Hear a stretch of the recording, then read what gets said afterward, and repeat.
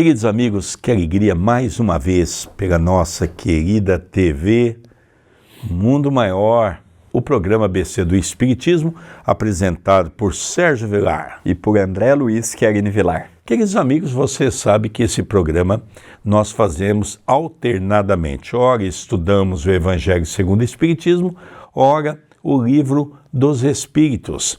E hoje estaremos estudando algumas questões de o Livro dos Espíritos. Tudo bem, André Luiz? Tudo bem, querido Sérgio, que alegria estarmos mais uma vez estudando e aprendendo com esta obra fantástica. Cumprimento os telespectadores, agradeço à TV Mundo Maior pela oportunidade que estão nos dando e já deixo também o nosso WhatsApp para a sua dúvida, para o seu comentário. O nosso número é 19 997 782794 e também você está vendo na sua telinha as redes sociais minha e do meu pai, Facebook e Instagram. Passe a acompanhar também o nosso trabalho pelas redes sociais. Hoje nós vamos dar continuidade no capítulo 10º, Ocupações e Missões dos Espíritos, questão 566. Um espírito que teve uma especialidade na Terra, um pintor, um arquiteto, por exemplo, se interessa de preferência pelos trabalhos que constituíram o objeto de sua predileção durante a vida? Resposta: tudo se confunde num objeto geral. Se for bom, se interessará por eles, na proporção que lhe permitam ajudar a elevação das almas a Deus. Esqueceis, aliás, que um espírito que praticou uma arte na existência em que o conhecestes pode ter praticado outra em outra existência, porque é necessário que tudo saiba para tornar-se perfeito. Assim, segundo o seu grau de adiantamento, pode ser que nenhuma delas constitua uma especialidade para ele. É isso o que eu entendo quando digo que tudo se confunde num objetivo geral. Notai ainda isto: o que é sublime para vós, no vosso mundo atrasado, não passa de infantilidade comparado com o que há nos mundos mais avançados. Como quereis que os espíritos que habitam esses mundos, onde existam artes desconhecidas, para vós, admirem o que, para eles, não é mais que um trabalho escolar? Já o disse, eles examinam aquilo que pode provar progresso. É interessante, desde o programa anterior que nós começamos a estudar o Livro dos Espíritos, não é?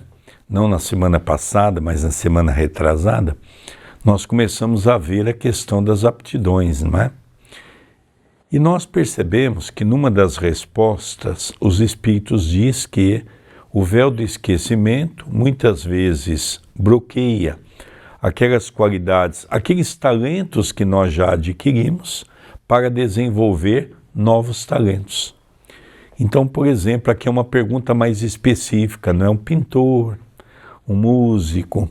Ele então reencarna toda vez com o compromisso de ser um pintor, de ser um músico? Não. Num determinado momento, ele reencarna com o véu do esquecimento de maneira mais grosseira sobre esses talentos, para que ele não tenha lembranças, para que ele possa desenvolver outras aptidões, até que nós possamos entender como funciona o nosso planeta. É muito interessante isso, porque não é aquele quadro vicioso que nós imaginamos, não é? Que pintor uma vez, a vida toda pintor. Não, nós vamos desenvolvendo. De vez em quando reencarnamos para continuar depurando aquela nossa tendência, aperfeiçoando, seja na música, na pintura, na arte, qualquer coisa. Então é muito interessante essa resposta, né, André Luiz? Sem dúvida. E Kardec não ficou contente com ela. Agora é a 566A. Concebemos que assim deve ser para os espíritos bastante adiantados. Mas falamos dos espíritos mais vulgares, que não se elevaram ainda acima das ideias terrenas. Resposta: para esses é diferente. Seu ponto de vista é mais limitado e pode admirar aquilo mesmo que admirais. Então, nós vemos pergunta em dois momentos. O primeiro, para um espírito evoluído, instruído, um desses espíritos que vem de regiões espirituais elevadíssimas e corporificam e vivem a nossa dimensão. Então, nós percebemos um Chico Xavier, por exemplo, ou qualquer outro vulto que veio à Terra nesses últimos séculos. Eles têm dificuldades no sentido de observar a arte para eles. O que é arte para nós? Músicas, quadros, tendências, para eles nada mais não chama a atenção como chama para nós. Então há uma diferença para eles que vem de regiões que a música é elevada, a arte é elevada, a grande maioria das coisas que eles veem aqui, o que é? Uma infantilidade por conta da região que eles estão. Agora, um exemplo clássico disso é você pegar uma criança, o desenho de uma criança. Se você mostrar o desenho de uma criança para um adulto, nós vamos ver como infantil. É a música para um espírito reencarnante como o Chico, na sua maioria. Mas se eu pegar um desenho de uma criança e apresentar para uma outra criança, a criança vai achar lindo, porque estão no mesmo momento, estão com a mesma mentalidade. É mais ou menos conosco. Nós que somos espíritos em evolução, não temos o avanço do Chico, não temos o avanço de um Bezerra, não temos o avanço de um Gandhi, ainda estamos lutando com o nosso orgulho, com o nosso egoísmo. Então aquilo que é arte agora, aquilo que é música, aquilo que é considerado como o mais moderno, para nós é apreciável, porque está na mesma faixa etária evolutiva. Continua. E agora essa próxima questão, acompanhada de uma colocação de Kardec. Questão 567. Os espíritos se imiscuem algumas vezes em nossas ocupações e em nossos prazeres? Resposta. Os espíritos vulgares, como disseste, sim, estão incessantemente ao vosso redor e tomam parte, às vezes, bastante ativa naquilo que fazeis, segundo a sua natureza. E é bom que o façam para impulsionar os homens nos diferentes caminhos da vida, excitar ou moderar as suas paixões. E agora um comentário de Kardec. Os espíritos se ocupam das coisas deste mundo, na razão da sua elevação ou da sua inferioridade. Os espíritos superiores têm, sem dúvida, a faculdade de as considerar nos seus mínimos aspectos, mas não o fazem senão na medida em que isso seja útil ao progresso. Os espíritos inferiores somente ligam a essas coisas uma importância relativa às lembranças que ainda estão presentes em sua memória e às ideias materiais que ainda não foram extintas. É interessante notar que o Espiritismo vem mostrar para todos nós uma revelação com referência ao plano espiritual, dizendo que o plano espiritual é muito mais ativo em nossos meios do que nós imaginamos. Aonde é o umbral? O umbral grosso é muito perto da crosta, então nós estamos entre a crosta e o umbral grosso. Eles se intercalam gradativamente. Os espíritos se afinizam pelo pensamento, por isso que nós chamamos dos espíritos afins. Os maus se interagem com os maus, os viciosos se interagem com os viciados e os espíritos bons se interagem com aqueles que buscam viver uma vida voltada para o bem. É afinidade. Então, o que ele coloca para nós aí é que os espíritos têm, sim, uma participação em nossos meios muito maior do que nós imaginamos. Nós vamos ver um pouco à frente exatamente essa resposta, que é uma resposta mais firme sobre isso. Então, nós hoje temos a interferência do mundo espiritual muito mais do que nós o imaginamos. Na grande maioria das vezes, são eles que nos guiam e nos dirigem. É a resposta dos espíritos. E a última pergunta antes do intervalo, 568. Os espíritos que têm missões a cumprir, cumprem-nas em estado errante ou encarnado? Resposta: podem fazê-lo num e noutro estado. Para certos espíritos errantes, essa é uma grande ocupação.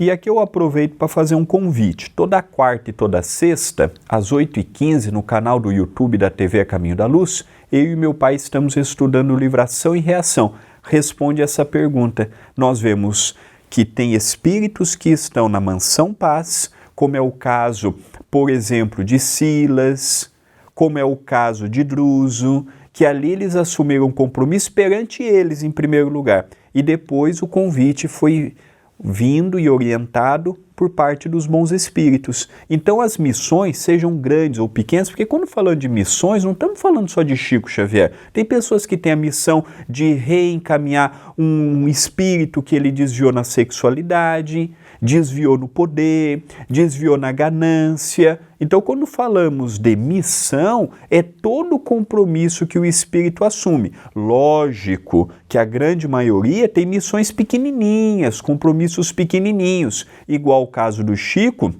missões que envolvem um projeto imenso, evidentemente que ainda se fazem para poucas pessoas, mas os espíritos podem ter compromissos aqui e no mundo espiritual. André, aproveite aí para terminarmos o primeiro bloco, passa aí o nosso telefone do WhatsApp, que na verdade não é um grupo, é uma lista de transmissão, é isso mesmo? É isso mesmo, então mande o seu nome e a sua cidade para o número 19 997 782794 e receberá diariamente e gratuitamente mensagens, novidades, vídeos à sua disposição. Queridos amigos, nós vamos encerrando o primeiro bloco do programa ABC do Espiritismo pela nossa querida TV Mundo Maior.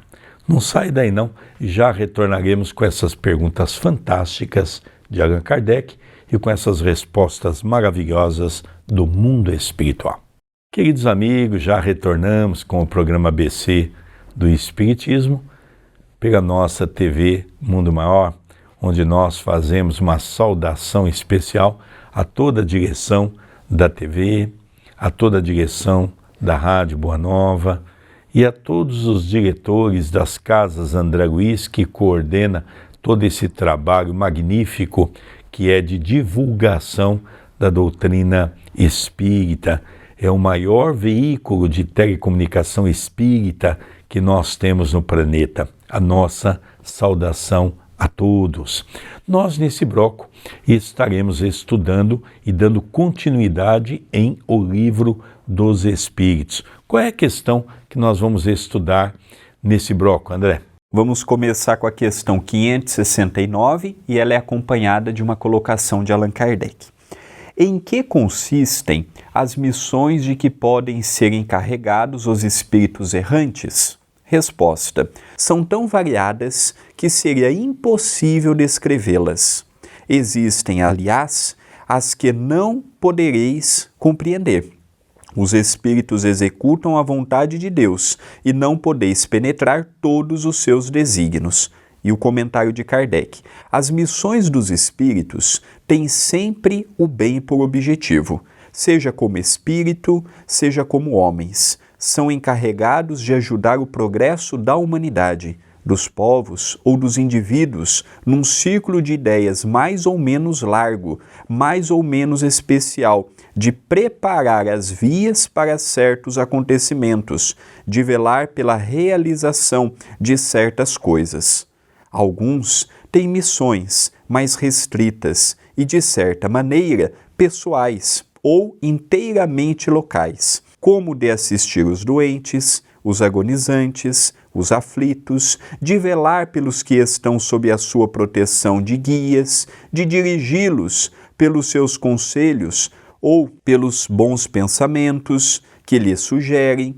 Pode-se dizer que há tantos gêneros de missões quantas as espécies de interesses a resguardar, seja no mundo físico ou no mundo moral. O espírito se adianta segundo a maneira, porque desempenha a sua tarefa. Interessante a pergunta da espiritualidade, não é? Quando ele fala assim, espíritos errantes não são espíritos errados. Espíritos errantes é o nosso caso. Apesar de que somos espíritos errantes encarnados, ainda temos que lutar contra o nosso orgulho, contra a nossa vaidade, contra os nossos vícios, mas isso não quer dizer que somos errados. Não, estamos aprendendo, perfectíveis à perfeição.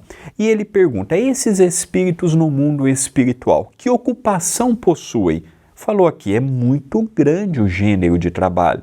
Se tornam benfeitores, podem se tornar anjos da guarda, pode velar por um projeto, pode auxiliar numa instituição. Aqui, essa pergunta e essa resposta se torna um pouco vago. Vem André Luiz e nos mostra com perfeição, nas suas 13 obras, o que os espíritos fazem no mundo espiritual. O bonito de vermos tudo isso é, não existe ociosidade, não existe acaso, não existe espírito sério desempregado do outro lado. Se o espírito quer um trabalho, ele sempre encontrará. E para o trabalho na vinha do Senhor, há trabalho e oportunidades para todos que queiram, que tenha boa vontade, vontade de aprender, vontade de ser útil. Ninguém é descartado. O que mais encontramos é o trabalho. Continua agora na questão 570. Os espíritos compreendem sempre os desígnios que estão encarregados de executar? Resposta: não. Há os que são instrumentos cegos, mas outros sabem muito bem com que objetivo agem. Interessante, né? A grande maioria de nós ainda somos esses instrumentos cegos, né? Eu vi aqui, por exemplo, no planejamento do CEPAC, quando nós construímos o núcleo Chico Xavier, tudo foi feito de maneira que para o mundo espiritual era algo altamente planejado, mas eu só fui recebendo as informações conforme a obra ia avançando. Eu só fui conhecer os trabalhos conforme eles foram sendo planejados para nós, arquitetados. O Dr. Adroaldo foi passando de forma homeopática todas essas informações. Agora, é diferente, por exemplo, de um Chico Xavier, que lógico que tinha um conhecimento total de toda a sua obra, era um instrumento viril na mão dos benfeitores maiores. Então nós percebemos que, logicamente, o importante é fazer com que as coisas aconteçam, que nós possamos confiar no plano espiritual, para que possamos desempenhar essas atividades que é tão importantes para a nossa evolução. Questão 571. Só há espíritos elevados no cumprimento de missões? Resposta: a importância das missões está em relação com a capacidade e elevação do espírito. A estafeta que leva um despacho cumpre também uma missão, que não é a do general. Então, por missão, nós entendemos compromisso. A maioria de nós somos espíritos, provas e expiações, mas temos missões. O filho que desviamos, a filha que desviamos, a esposa que desviamos do caminho, e hoje nós temos a oportunidade de estarmos juntos e procurarmos um com o outro e encontrar o caminho do bem. São missões pequenininhas, que temos capacidade de suportar, que temos condições de levar. Agora, existem missões que transcendem o nosso imaginário, como, por exemplo, a missão de Chico Xavier, que não tenho dúvidas que foi elaborado no próprio gabinete de Jesus, essas missões que dividem um movimento como o Espiritismo antes e depois da sua passagem, antes e depois das suas obras. As suas obras hoje são estudadas em universidades, hoje as suas obras são estudadas no meio acadêmico, científico, dos historiadores, dos teólogos. Então não é uma missão pequenininha. São missões que levam séculos. O Chico, para desenvolver esse trabalho, ele está se preparando há séculos, há milênios. Não é 30 anos, 40 anos, 50 anos no mundo espiritual, não. Então é diferente de nós. As nossas ocupações são proporcionais ao que damos conta de levar. São proporcionais aos fardos que os nossos ombros suportam carregar. Então ele fala que missão, compromisso, dê a palavra que desejar, todos possuímos, mesmo ainda com tantas lutas e com tantas dificuldades a serem superadas. Continua Kardec. Questão 572. A missão de um espírito lhe é imposta ou depende de sua vontade? Resposta: ele a pede e alegra-se de a obter. É lógico que nós temos que ter um cuidado muito grande de pegar uma pergunta e uma resposta e fazermos um juízo, como se tudo fosse daquela maneira. Não é verdade. Primeiro nós temos que ter a escala espírita como base central do alicerce do nosso entendimento, para podermos entender cada pergunta e cada resposta dentro daquilo que se encontra na condição da evolução. A gente sabe que a grande maioria das pessoas, por exemplo, não estão nessa resposta. São espíritos com reencarnação compulsória, porque reencarnação programada, como esta, onde o espírito, mesmo não sendo um espírito superior, mas já no mundo espiritual, consciente dos compromissos que ele tem, daquilo que ele cometeu de gravidade no passado, ele pede para reencarnar com aqueles desafetos. Por isso que nós vamos daqui a pouco pedir para o André falar um pouquinho, um convite a você para estudar conosco uma das obras mais belas de André Luiz, Ação e Reação. Nós gravamos recentemente para a TV A Caminho da Luz, que vai ao ar toda quarta e toda sexta, e realmente demonstrando claramente um grupo de pessoas que reencarnam nessa condição, que pedem, e um grupo de pessoas que reencarnam dentro de um compromisso sem saber o que há de acontecer. E a última questão de hoje, 572A. A mesma missão pode ser pedida por muitos espíritos? Resposta: sim. Há sempre muitos candidatos, mas nem todos são aceitos. Então, os espíritos podem pedir. Se vão obter o que pediram, é outra história. Mas a espiritualidade, para um projeto, pode colocar várias frentes de ações que culminará no encontro de todas essas ideias, reunirá e fortificará esse ideal. Mas lembrando que, igual quando eu estou na Terra, estou no mundo espiritual, eu posso fazer 1001 pedidos, seja ao meu chefe, seja a quem for, seja ao plano espiritual. Se eu vou obter o que eu peço, é uma história diferente. Pedir todos podem, porém a obtenção desse pedido já é um pouco diferente. É igual o caso da esposa Zebedeu, que foi pedir para Jesus se os dois filhos poderiam ser seus discípulos, um sentar à direita e o outro à sua esquerda. Jesus disse: se ele tomar o cálice que eu tomo, com certeza um dia estarão. Verdade, essa colocação é muito feliz e oportuna. Respondendo o pedido que o meu pai fez, toda quarta e toda sexta, às 20h15, pelo YouTube da TV A Caminho da Luz, temos o estudo do livro Ação e Reação. Dividimos o capítulo em duas partes. Então, a primeira parte é toda quarta e a segunda parte é toda sexta. Então, durante a semana, você vai acompanhar o capítulo todo. São 20 capítulos, dando 40 episódios, fora o prefácio. Então, 41 vídeos daquele estudo feito com muito amor, com muito carinho, e está disponível gratuitamente no YouTube da TV A Caminho da Luz. Inclusive, você já pode assistir o prefácio e também o primeiro programa, que já vai estar no ar, o primeiro, o segundo, dependendo aí desse momento que você nos assistir nesse programa, vai na playlist da TV A Caminho da Luz, assista e depois você começa a iniciar o estudo toda quarta e toda sexta para acompanhar capítulo a capítulo, parte a parte desse estudo fabuloso. Nós vamos encerrando o nosso programa ABC do Espiritismo pela nossa TV Mundo Maior.